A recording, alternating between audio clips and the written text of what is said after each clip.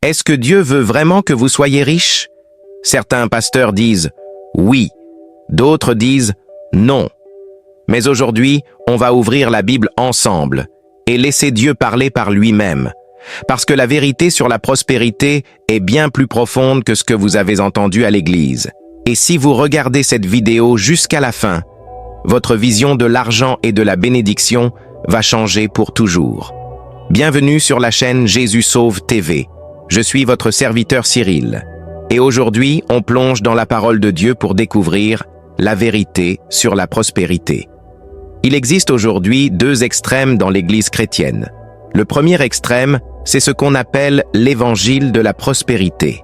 Ce courant dit que si vous êtes vraiment béni par Dieu, vous serez forcément riche, en bonne santé et sans problème. Certains prédicateurs enseignent que la pauvreté est une malédiction et que la richesse est toujours un signe de la faveur divine. Le deuxième extrême dit exactement le contraire, que l'argent est mauvais, que les chrétiens doivent vivre dans la pauvreté et que vouloir prospérer est un péché. Mes frères et sœurs, ces deux extrêmes sont-ils vraiment ce que la Bible enseigne? Ouvrons la parole ensemble. Dans 3 Jean chapitre 1 verset 2, il est écrit « Bien-aimé, je souhaite que tu prospères à tous égards et que tu sois en bonne santé comme ton âme prospère. » Oui, Dieu veut que vous prospériez. Mais remarquez quelque chose d'important. Il dit « comme ton âme prospère ». La prospérité extérieure est liée à la prospérité intérieure. Dieu ne bénit pas un cœur vide. Il bénit une âme qui grandit.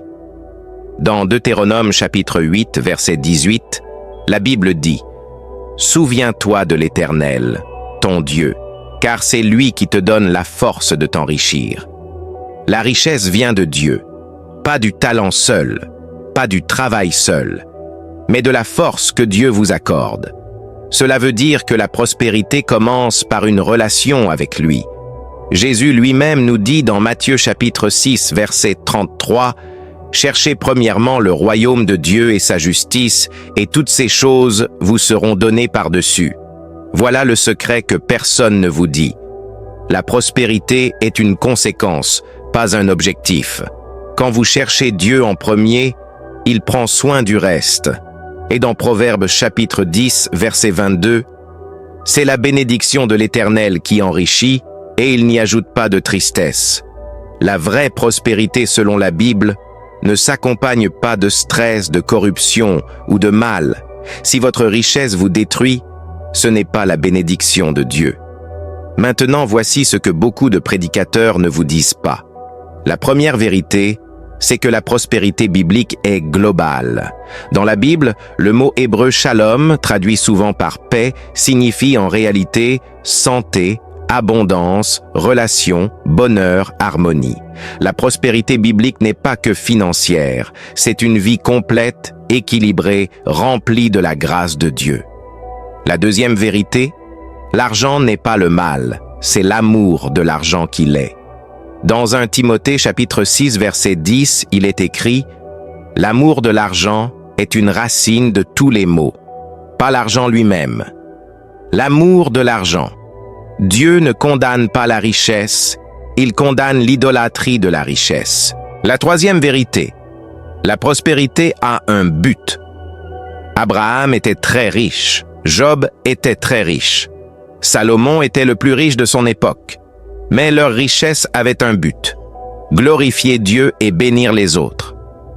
Deutéronome chapitre 15 verset 10 dit « Tu lui donneras généreusement, et l'Éternel ton Dieu te bénira dans tout ton travail et dans tout ce que tu entreprendras. » La prospérité biblique circule, elle ne s'accumule pas égoïstement. La quatrième vérité, la souffrance ne signifie pas l'absence de bénédiction. Job a tout perdu. Paul a souffert en prison. Jésus lui-même n'avait pas de maison. Donc non, la pauvreté momentanée ou l'épreuve ne signifie pas que Dieu vous a abandonné ou que vous n'êtes pas béni. Romains chapitre 8, verset 28 dit « Toutes choses concourent au bien de ceux qui aiment Dieu. » Maintenant que nous connaissons la vérité, voici concrètement comment marcher dans la prospérité que Dieu promet. Premièrement, cherchez Dieu en premier selon Matthieu chapitre 6 verset 33.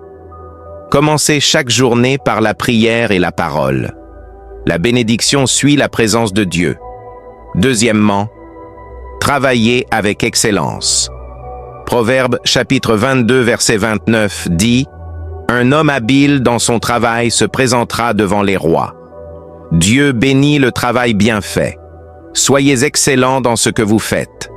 Troisièmement, donnez généreusement. Luc chapitre 6 verset 38 dit « Donnez et il vous sera donné. » La générosité est la clé de la circulation de la bénédiction. Quatrièmement, renouvelez votre mentalité selon Romains chapitre 12 verset 2. Arrêtez de croire que vous ne méritez pas la bénédiction. Dieu veut vous bénir, mais commencez par croire en sa parole. Cinquièmement, soyez patients et fidèles.